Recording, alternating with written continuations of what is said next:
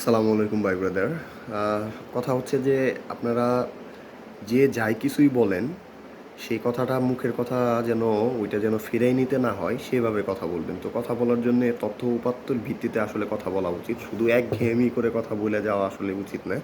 আর আপনারা শিক্ষিত, you know lot of things, তো আপনাদের সেইভাবে আসলে কথা বলা উচিত। Whatever you saying, you must have to prove, you must have to proper information. If you don't have the information, so it's like it's nothing. তো আপনি যেটা বলতেছেন আপনার মুখের কথা আসলে এটা সত্যতা কতটুকু এটা আপনার জানতে হবে। আপনি একটা কথা বলে দিলেন, কথা তো পাগলেও অনেক কথা বলে।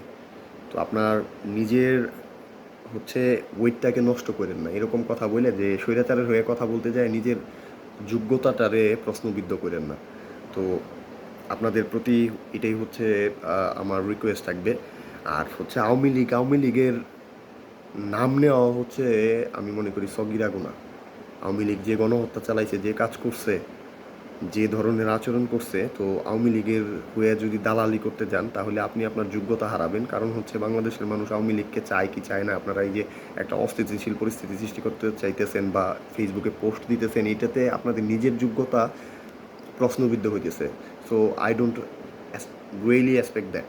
সো আপনারা নিজেরা ঠিক হন, ভালো হবে।